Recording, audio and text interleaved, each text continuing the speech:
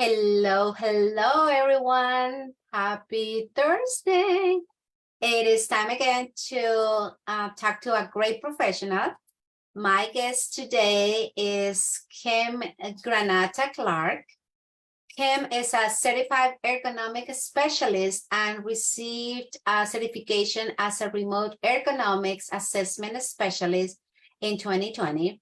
She has been married for 24 years and she has a child, an 8-year-old girl named Viola. So welcome, Kim, and thank you for being with us today. Thank you so much for having me, Claudia. So before we get into business, you know how nosy I am. So you are a ballroom dancer, and your husband ran a ballroom dance ministry at your church in California. So tell us a little bit about that. That's kind of interesting. Yes. My husband and I met in a ballroom dance class at San Jose State University in California. And they say the rest is history. So we ran a dance ministry at our church. It was a Baptist church, so there was some people not interested in that. But it almost ran 20 years, and we are very successful and very happy with that. That's awesome. So you also, because of experience as a dancer, you also use dancers as an example when you talk about posture. So please tell us how you connected those two dots. Yes, so especially if you're dancing waltz and foxtrot and tango, you probably have seen on the TV, if you see any ballroom dancers, they've got a nice posture. They've got their head up tall, head over the shoulders. They're really, really nice and tall. Well, when you're working on your computer, you want to make sure that you are sitting back in your chair, head is over your shoulders, you're not leaning forward, you're not in a C pattern in your neck, and having the blood flow throughout the body. Just like dancing, you want to have something real nice and comfortable while you dance. You also want to be something nice and comfortable while you're working on your computer.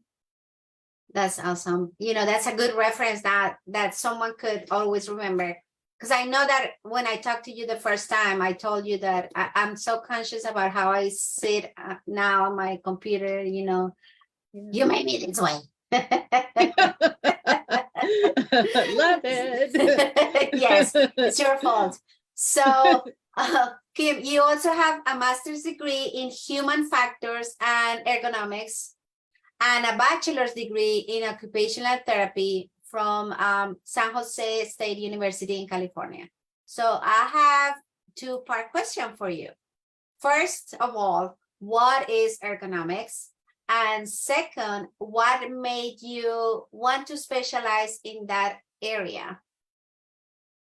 So ergonomics is a study of setting up the workstation to fit you. So someone that's 5'2" has different setup of their workstation that's 6'2". So we want them to set up the workstation to fit you, unless you're sharing a workstation with someone else. So if you're 5'2" and your husband's 6'2", then we have to find that happy medium if you're using the same workstation. So it's all about comfort level and setting you up, because I can't change you to fit the workstation that you have.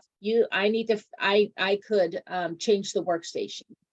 And then the second question is, I have a bachelor's degree in occupational therapy, a master's in ergonomics, and my father was the one that actually found the field of ergonomics and felt that they kind of went together. So occupational therapy is studying the cognition and studying, people from strokes, trying to get them back to, not necessarily back to work, occupational therapy is not getting jobs. But ergonomics kind of goes with it, because I'm trying to get people set up at their workstation, set up at their job, and being comfortable and not in pain. Yeah. Now that the first time I met you, I was like, I never even heard about someone doing what you do. And it was kind of interesting because it's something that we don't pay attention to, really. It's like, no, okay, well, I just sit here and I work on my computer and that's it. But there are so many different aspects that you have to keep in mind that I know now. Hey. So My next question will be, you have conducted ergonomic evaluations as an ergonomics specialist for about 20 years in many Silicon Valley companies in California. And now you are in Florida. So how was that transition from having an established reputation in California to now coming to Tampa and started from, all over again? That's a great question. It was really a shock. I came from California, Silicon Valley, where many people knew what ergonomics was. They knew how to set themselves up. There were ergonomic specialists that would be in different companies. And I worked for a different company. I didn't have my own business. And then I came out here, and the more I talked about what ergonomics is, people thought I was talking about economics or didn't know the word of ergonomics. So I realized I had to step back. I have to educate people, and people kind of know what it is, but they didn't know the word ergonomics. So now I'm trying to educate people about ergonomics, getting people set up. And now I'm trying to start up my business and educate them and do evaluations and just grow from here. But it was very different. It's not as prevalent out here in Tampa than it is in Silicon Valley. So I'm trying to step up and make sure people are comfortable while they're working from home or in their small business. Yeah, and I would say, in my personal opinion, that, you said that Tampa, not too many people know about it, but it would be like a great opportunity now that you're doing the education. After people are more aware of it, then your business is going to just boom, right? I certainly hope so. I would love that. I would love to teach that, and I would love that. Yeah, I think I think you're on the right track, because it takes, once people are aware of it, they will, more into getting to, talking to you and learning. I have learned, like I said, I have learned so much from you, and I'm so conscious about how I sit now, how I stand up, how I look at my phone. Everything is like, yeah, I need to do that. And, the pain that I never knew that I was having, now I know why I'm having it. Well, it sounds like I'm doing my job, and thank you so much for the You the are, helpful. and I'm a big fan of you, and that's why I wanted the world to know about what you do. Now, Thank you. My next question is I know it's a tough one for you. It's a tough one for every business owner, but who is your ideal client? My ideal client is someone that is having pain while they're working on their workstation. We had discussed before this conversation. You work all day, and at the end of the day, you're sore. You don't know what's happening. You don't know what's going on. And it could be contributed to your workspace and how you're using your workspace. And you might not realize that you're leaning forward to see the screen. So my ideal client is someone that's having pain, or someone that is being proactive. They don't want to have any pain. They want to make sure that they're set up at their workstation to prevent the pain.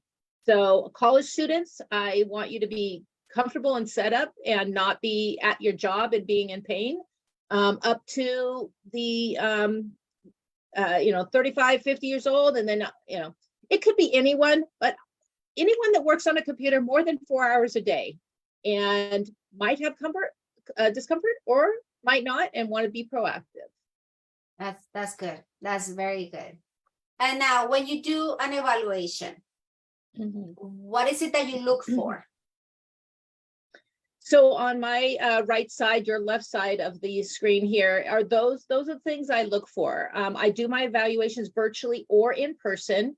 And I look at your chair. How are you sitting in your chair? Is it too small? Is it too big? Is it too tall and you're not using a footrest? Do you have any back support? Your desk, how tall is it? Is it how tall is it? Or the 4'11" and 5' employee or people that are trying to work on 29-inch work surfaces? Let's change that. Your monitor, are you using dual monitors? Are you using a single monitor? Are you using only a laptop and you're looking down at your laptop? Your keyboard and mouse. Some people don't use a number pad. So we have keyboards out there that are short that don't have a number pad. And mouse. Is it fitting in your hand? Is it too big? Is it too small? And then are you cradling the phone? I don't see a lot of people cradling these times. Most people are using computer audio to answer questions, and using headsets and such like that.